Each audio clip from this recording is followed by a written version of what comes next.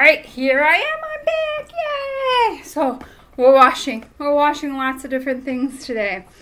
So again, our sensory bin, dumped it out, or you grab another one if you want to. If the kids enjoy the sensory bin and want to keep using it. And we're washing dishes. We're washing toys. We're washing the laundry and hanging it up to dry. So you, just like all the other ones, to work on the different walking skills, can place things all around the house to go grab and bring, or outside, wherever you want to do this. You know, up high, down low, at level, cross midline.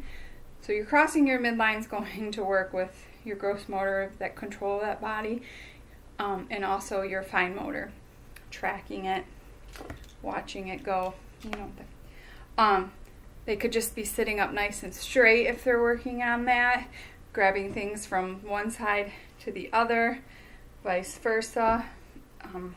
All the things that you guys have been learning when you meet with OT-PT. They're super knowledgeable, and if I could afford to go back to school, I would love to do one of their jobs, not do their jobs, but learn more about their jobs, because every time they come in the classroom, or I watch them in our meetings, for those of you that have individual meetings, I just learn so much and I love it. So anyway, I'll get off my soapbox. So today we're just going to wash some dishes. We're going to wash some muddy cars. We'll do that one last. And we're going to go ahead and wash some washcloths. So I got a little setup here. I got all my stuff over here. I just hung up what I had, if you could see, for inside. But again, most of these are going to be outside. I just hung up my hanging line, my clothesline. I got my clothespins, so great for pinching, using those pincher grasps to hang up. All of us are going to need help with this activity, but as long as they help in some way with the pincer grasp, they're getting in what they need. So first, let's start off with the dishes. Sorry, my foot is bleeding and I'm not sure for why.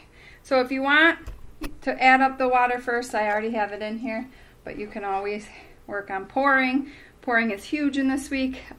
You'll probably see it in almost all of them, but just pouring it in. Pour in. All right, and got my soap. Add a couple drops, not much, because if they want to eat it, or, you know, we don't want them getting too much on their hands, or rubbing it in their eyes, anything like that. So you can see I'm going to add a little more for my liking, but so you just go like that. So lots of fun. All right, I'm going to do the dishes, and to do the dishes I need a towel. So I'm going to reach in and grab one. I grab the measuring spoon, and I'm going to rinse. Now, Miss Jamie didn't do this, so you don't have to add soap to this if you don't want to. You can just have plain water. Obviously, the dishes aren't getting done, but the purpose of grasping, getting, washing, just learning that life skill. I think all the kids in the classroom are capable of that. At some point in their life, they're going to be washing dishes, or at least helping, and they can do that. So whether that's putting in the water, taking out of the water, whether that's drying it off, whether that's having it in here and scrubbing it with soap and water and getting any of the excess food off or yuckies off, whatever. So you're just water play, but also learning a super important life skill. So if you are using soap, you might want a second bucket for rinsing off. Miss Jamie didn't get that, wasn't thinking that far. I do wash dishes sometimes, but I have my dishwasher, so. And then just rinse it off, and you can set it down to dry. Alrighty, so you can even wash toys, friends. Yeah, my toy got dirty, I put him in there. Now rinse, rinse, rinse, rinse, rinse. Rinse. Oh, he's the crossing guard. He's nice and clean now. Set him over here. Alright, now I'm gonna wash my washcloth. So this is washing by hand, not something Miss Jamie likes to do. You would have a second bucket for sure, but I just rinse off. Squeezing is good for that hand strength. Just using some of those muscles to get that excess water out. And then we're gonna come over here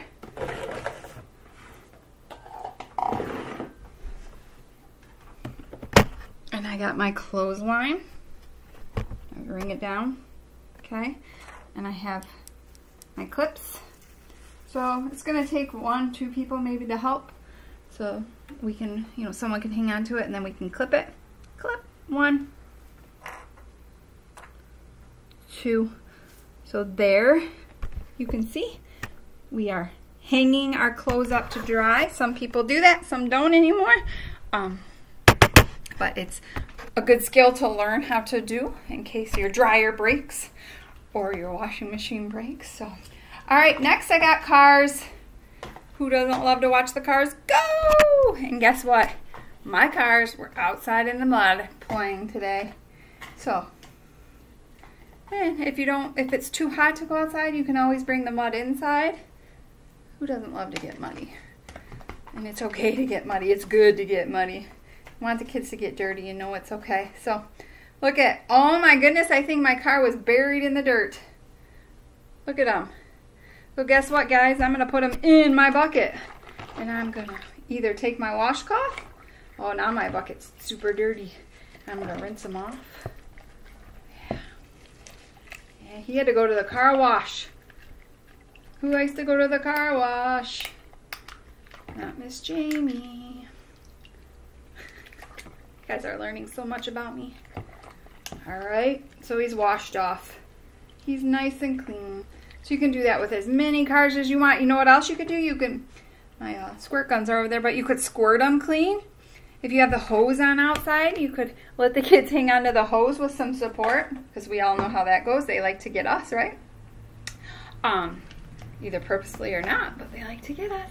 You could do it in the pool. You could do it however you want to do it. You could use an old scrub brush to wash it, an old toothbrush to wash it, so you have different diameters of things to hang on to, working on some of that fine motor. And then after you wash the cars, you can watch them go again. Yeah, more go.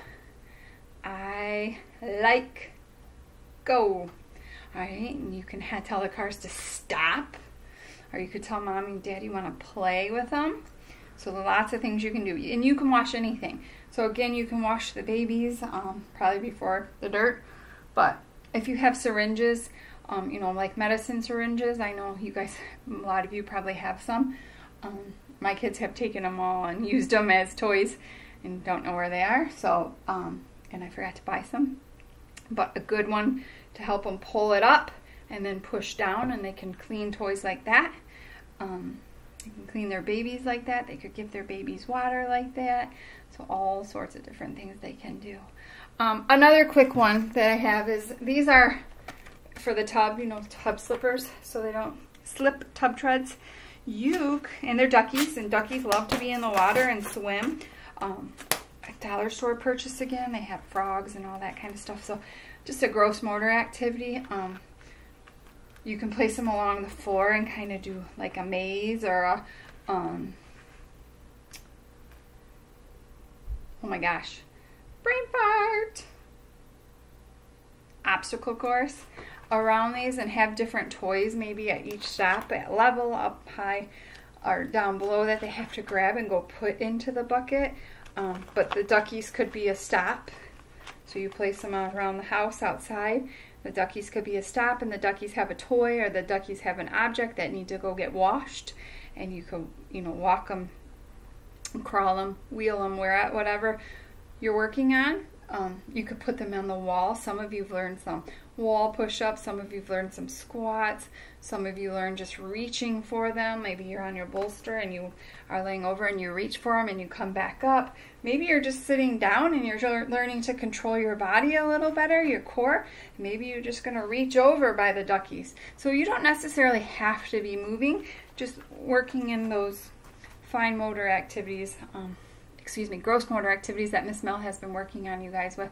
And then also fine motor that Angela, so a lot of you are working on that pincer grasp and just gaining strength in those hands and in those arms. So all these crossing midline, all these are going to work. So I know you guys all know this, moms and dads, grandmas and grandpas, the different ways, but I like to reiterate it sometimes. Just I know as a parent that when I'm playing with the kids or doing activities with the kids, I don't necessarily think of it that way and realize how much work your kid is getting while doing those activities. So I like to just let you guys know that, yeah, it's play, and play is so very important, and so much comes out of play, but we don't always realize how much comes out of play, and all the language that comes out of play, and all the fine and gross motor that you get from it. So it doesn't have to be, you know, running or kicking or anything like that. It can truly be something like this, where you're just doing some walking and some building and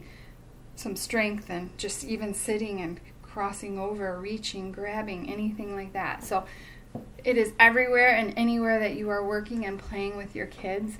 And hopefully you don't look, you know, I know sometimes you do, because it's not the easiest job in the world as moms and dads, but you know, I hope you guys realize how fun it is, and then also how much you're giving your child while you're doing it. So you're all amazing. You're all doing a great job. I hope you guys enjoy all these water activities. I will come back with a couple more, probably when it's not raining, and then some ice activities. So some things to make us a little cooler. So I will see you later. Bye.